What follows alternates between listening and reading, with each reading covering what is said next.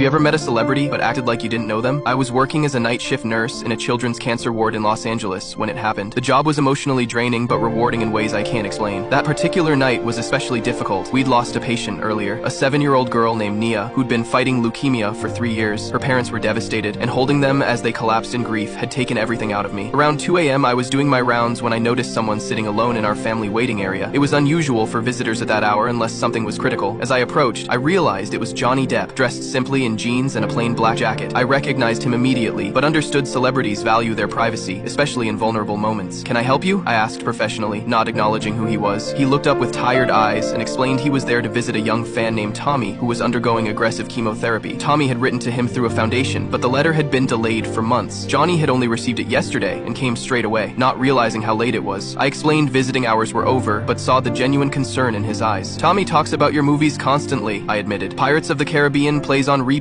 in his room." Something in Johnny's expression changed, a mix of determination and sadness. "I can come back tomorrow," he offered, but I could tell he was worried about whether Tommy would still have a tomorrow. Many of our patients didn't. I made a decision that could have cost me my job. "Follow me," I whispered, leading him through the quiet corridors. 10 minutes, no photographs, and if anyone asks, "You're Tommy's uncle who got special permission." Tommy was asleep when we entered, thin and pale against the white hospital sheets, tubes and monitors surrounding his small 9-year-old body. His walls were covered with Pirates posters. Johnny stood frozen in the doorway, visibly emotional. He quietly pulled a chair beside Tommy's bed and just sat there for a moment before gently placing his hand on the boy's. Tommy stirred, opened his eyes, and blinked in confusion. The moment he realized who was sitting beside him, his face transformed with a joy I hadn't seen in months of treating him. "You came!" Tommy whispered in disbelief. "Captain Jack always keeps his promises, mate. Just ran into some rough waters getting here," Johnny replied, instantly slipping into character. I stepped outside to give them privacy, checking the hallway nervously for other staff. What was supposed to be 10 minutes turned into an hour as I kept watch. Through the window, I could see Johnny had brought small presents, a real compass, a signed bandana, and what looked like a miniature replica of Jack Sparrow's sword. Tommy was more animated than I'd seen in weeks, despite his weakness. When I finally had to end the visit, Johnny thanked me sincerely. "You have no idea what this meant to him," I said. "Actually, I think I do," he replied quietly. 3 days later, Johnny returned during proper visiting hours with his full Pirates costume and several cast members. They transformed the entire pediatric oncology floor into a pirate adventure for all the children. What no one knew was that Tommy had taken a turn for the worse the morning after Johnny's first visit. His doctor had told his parents he might not make it through the week, but something changed after that night. Tommy began responding better to his treatments. The doctors called it remarkable. 6 months later, I received a package at the hospital, a handwritten note from Johnny and a check for $1 million, 0 cents to our pediatric cancer research program. The note simply said, "For Tommy and all the brave pirates fighting monsters bigger than the Kraken." Tommy went into remission 8 months after that first visit. He's 13 now and still cancer-free. I never told anyone about breaking protocol that night, and Johnny never mentioned it during his official visits. Sometimes the most meaningful encounters are the ones that remain our secrets.